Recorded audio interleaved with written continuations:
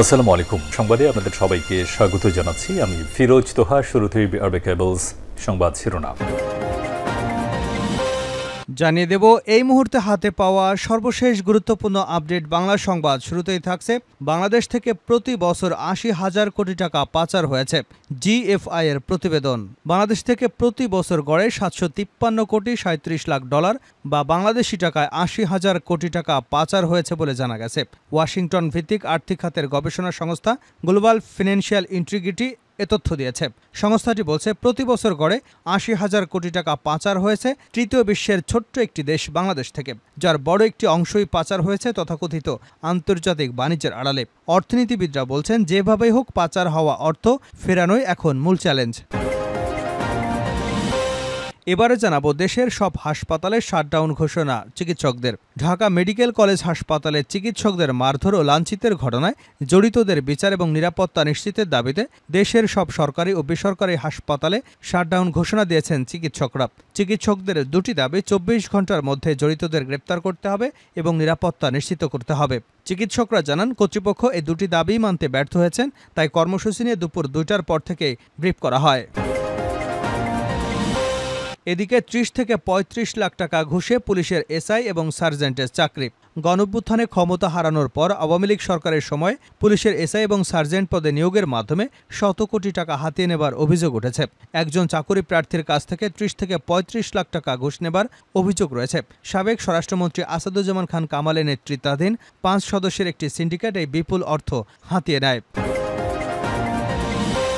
এবারে থাকছে লাশের স্তূপের ভিডিও ছড়িয়ে পড়ার পর পুলিশ বাহিনী সংস্কারের বিষয় যা বলেন পরিবেশ উপদেষ্টা।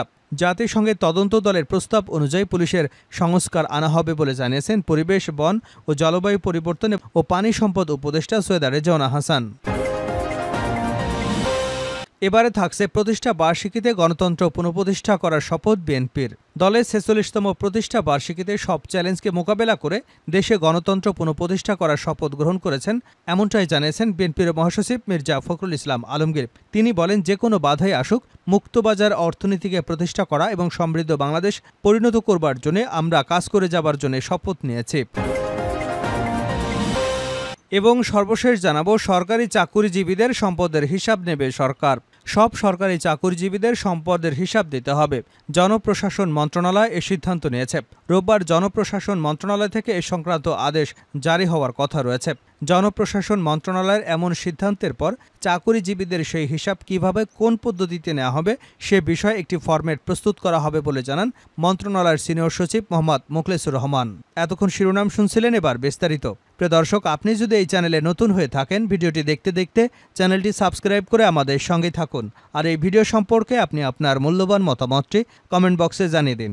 আর হ্যাঁ প্রিয় দর্শক, জানিয়ে দিন ভিডিওটি কোথা থেকে দেখছেন। জিএফআই এর প্রতিবেদন। বাংলাদেশ থেকে প্রতি বছর ৮০,০০০ কোটি টাকা পাচার হয়েছে। বাংলাদেশ থেকে প্রতি বছর গড়ে ৭৫৩ কোটি ৩৭ লাখ ডলার বা ৮০,০০০ কোটি টাকা বিদেশে পাচার হয়েছে বলে জানিয়েছেন ওয়াশিংটন ভিত্তিক আর্থিক খাতের গবেষণা সংস্থা global financial integrity.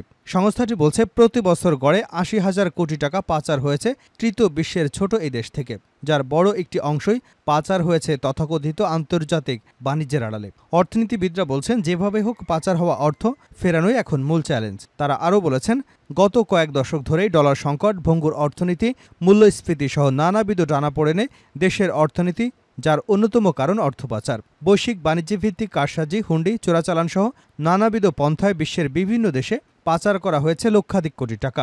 Centre for policy dialogue বলেছে, গেল প্রায় দেড় যুগে দেশীয় ১৯টি ব্যাংকে আত্মসাৎ করা হয়েছে ২৪টি ঋণ কেলেঙ্কারির মাধ্যমে প্রায় ১০০,০০০ কোটিরও বেশি টাকা পাচার হয়েছে বিশ্বের বিভিন্ন দেশে। শুধু ব্যক্তি উদ্যোগেই নয়, অর্থ পাচার প্রক্রিয়া পরোক্ষভাবে যুক্ত হয়েছে দেশের একাধিক আর্থিক প্রতিষ্ঠান ও সরকারি বেসরকারি ব্যাংকেও। পাচার হওয়া অর্থ ফেরাতে বেশ কয়েক বছর আগেই বাংলাদেশে বহু দেশের সঙ্গে একাধিক চুক্তি করে। অর্থনীতিবিদরা বলছেন সেই সব চুক্তি এবং সংশ্লিষ্ট দেশগুলোর সঙ্গে যৌথ উদ্যোগ জারি রাখতে পারে বর্তমান সরকার। এ বিষয়ে জানতে চাইলে সিপিডি সম্মানীয় ফেলো অধ্যাপক মুস্তাফিজুর রহমান বলেন, পাচার হওয়া অর্থ উদ্ধার করার ক্ষেত্রে আমাদের বিভিন্ন এজেন্সি আছে, বাংলাদেশের সঙ্গেও আমাদের বেশ কিছু নেটওয়ার্ক আছে, তাই সেগুলো আমাদের ব্যবহার করতে হবে। বৈশ্বিক পরিসরে উদ্যোগের পাশাপাশি অর্থ ফেরাতে গুরুত্বপূর্ণ অবদান রাখতে হবে দুর্নীতি দমন কমিশনকেও। প্রয়োজনে টাস্কফোর্স গঠনের মাধ্যমে নিবিড় অনুসন্ধানের তাগিদ দিচ্ছেন আইনজ্ঞরা। দেশের সব হাসপাতালে শাটডাউন ঘোষণা চিকিৎসকদের। ঢাকা মেডিকেল কলেজ হাসপাতালের চিকিৎসকদের মারধর ও লাঞ্ছিতের ঘটনায় জড়িতদের বিচার ও নিরাপত্তা নিশ্চিতের দাবিতে দেশের সব সরকারি বেসরকারি হাসপাতালে শাটডাউন ঘোষণা দিয়েছেন চিকিৎসকরা। চিকিৎসকের দুটি দাবি, 24 ঘন্টার মধ্যে জড়িতদের গ্রেপ্তার করতে হবে এবং নিরাপত্তা নিশ্চিত করতে হবে। এ ব্যাপারে ঢামেকের চিকিৎসকরা জানান, কর্তৃপক্ষ এই দুটি দাবি মানতে ব্যর্থ হয়েছে, তাই কর্মসূচি দিয়ে দুপুর 2টার পর ব্রিফ করা হবে বলে জানিয়েছেন তারা। এর আগে গতকাল শনিবার ঢাকা মেডিকেল কলেজ হাসপাতালের জরুরি বিভাগে মধ্যরাতে ব্যাপক উত্তেজনা সৃষ্টি হয়। জানা যায়, রাজধানীর ক্যান্টনমেন্ট এলাকায় মোটরসাইকেলের দুর্ঘটনায় আহত বিইউবিটির শিক্ষার্থী আহসানুল হক দীপ্ত চিকিৎসাধীন অবস্থায় ঢাকা মেডিকেল কলেজ হাসপাতালে মারা যান। চিকিৎসকদের অবহেলায় তার মৃত্যু হয়েছে এমন অভিযোগ তুলে বেশ কয়েকজন হাসপাতালে এসে অপারেশন থিয়েটারে ঢুকে চিকিৎসকদের মারধর করেন এবং ভাঙচুর চালান। এ ঘটনায় 3 চিকিৎসক আহত হয়েছেন। এদিকে সন্ধ্যায় ঢাকা মেডিকেল কলেজ হাসপাতালের জরুরি বিভাগের ভেতরে ধারালো অস্ত্র নিয়ে এক গ্রুপের উপর আরেক গ্রুপ হামলা চালায়, তাতে একজন মারা যায়। এ ঘটনায় চাপাতিসহ 4 জনকে আটক করেছে সেনাবাহিনী। অপরদিকে রাতে বিষ পান করে হাসপাতালে এক রোগী ভর্তি হলে চিকিৎসাধীন অবস্থায় মারা যান। এ ঘটনায় রোগীর স্বজনরা এক চিকিৎসককে লাঞ্ছিত করেন। এ ঘটনার পর রাতে হাসপাতালে বিক্ষোভ মিছিল করা হয়। এ ঘটনার পর থেকে আরও উত্তেজিত হয়ে পড়ে ইন্টার্ন চিকিৎসকরা। পরে 24 ঘন্টার মধ্যে দায়ীদের গ্রেপ্তারের আলটিমেটাম দেন ক্ষুব্ধ চিকিৎসকরা। তবে 24 ঘন্টা পার হবার আগেই হাসপাতালের চিকিৎসকরা আজ রোববার সকাল থেকে অঘোষিত কর্মবিরতি পালন করছেন। বন্ধ হয়ে গেছে হাসপাতালটির জরুরি বিভাগ, বহির্বিভাগ সহ সকল ওয়ার্ডের চিকিৎসা সেবা। এরপর দুপুরে দেশের সব হাসপাতালে শাটডাউন ঘোষণা দেন তারা। 30 থেকে 35 লাখ টাকা ঘুষে পুলিশের এসআই সার্জেন্টের চাকরি। গণঅভ্যুত্থানে ক্ষমতা হারানো আওয়ামী সরকারের সময় পুলিশের এসআই এবং সার্জেন্ট পদে নিয়োগের মাধ্যমে শত কোটি টাকা হাতিয়ে নেবার অভিযোগ উঠেছে। একজন চাকুরি প্রার্থীর কাছ থেকে 30 থেকে 35 লাখ টাকা ঘুষ নেওয়ার অভিযোগ রয়েছে। সাবেক স্বরাষ্ট্রমন্ত্রী আসাদুজ্জামান খান কামালের নেতৃত্বাধীন 5 সদস্যের একটি সিন্ডিকেট এই বিপুল পরিমাণ অর্থ হাতিয়ে নিয়েছে। এ বিষয়ে পুলিশ সদর দপ্তরের একটি গোপন প্রতিবেদন জমা হয়েছে। পুলিশ সদর দপ্তর সূত্র এ তথ্য নিশ্চিত করেছে। ওই প্রতিবেদনে বলা হয়েছে, সাবেক স্বরাষ্ট্রমন্ত্রীর তালিকা অনুযায়ী পুলিশে ব্যাপক নিয়োগ বাণিজ্য হতো। এই নিয়োগ প্রদানের ফলাফল প্রস্তুতসহ অন্যান্য কার্যক্রম অত্যন্ত সূক্ষ্মভাবে সম্পাদন করতেন তার ঘনিষ্ঠ একজন এআইজি সহ আরও কয়েকজন সাবেক দুর্নীতিবাজ কর্মকর্তারা। তারা পরীক্ষার্থীদের কাছ থেকে নানা কৌশলে ঘুষ গ্রহণ করতেন।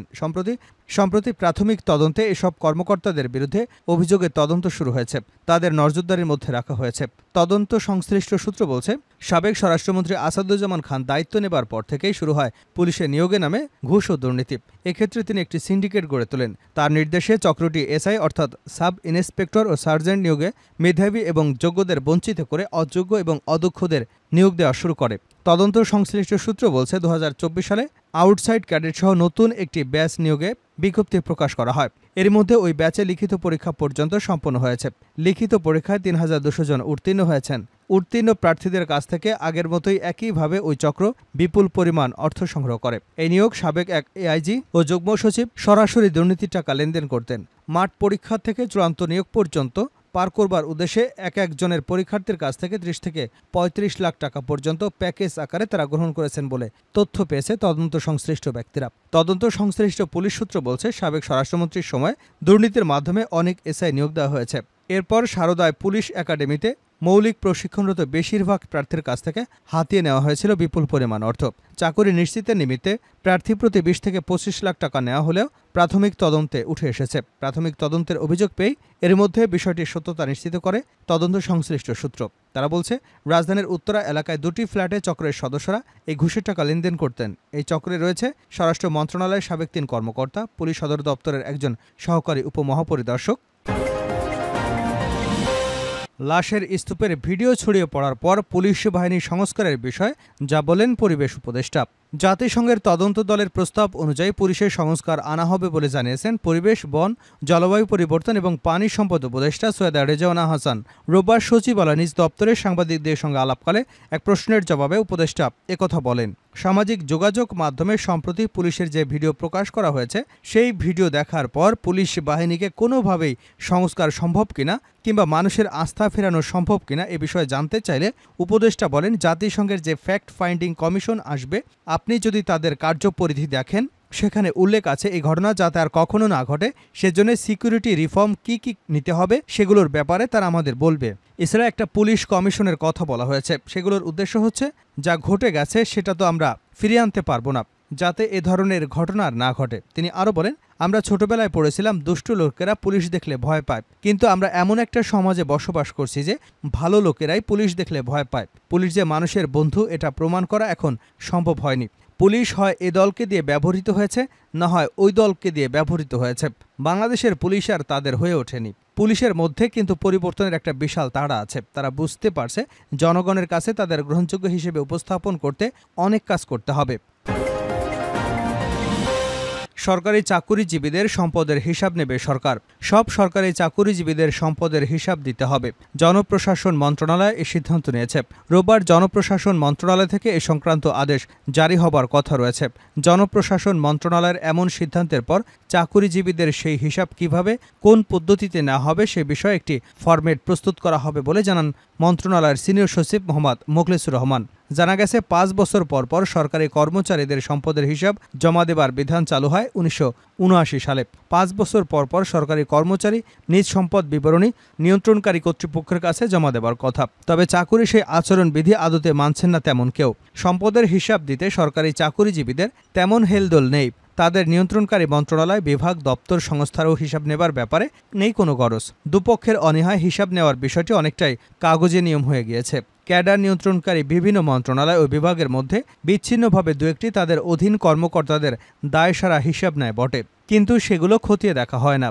কারো অস্বাভাবিক সম্পদ বেড়ে গেলেও ব্যবস্থা নেবার নজির নেই। তবে বর্তমান অন্তর্বর্তীকালীন সরকার দায়িত্ব নেবার পর ১ মাসের মধ্যেই এ বিষয়ে কাজ শুরু হলো। আওয়ামী লীগ সরকারের মন্ত্রী, এমপি, সাবেক পুলিশ প্রধান বেনজির আহমেদ এবং এনবিআর থেকে বদলি হওয়া কর্মকর্তা মতিউর রহমানের বিরুদ্ধে দুর্নীতির অভিযোগ ওঠার পর থেকে সরকারি কর্মচারীর সম্পদের হিসাবের বিষয়টি আবারও সামনে আসে।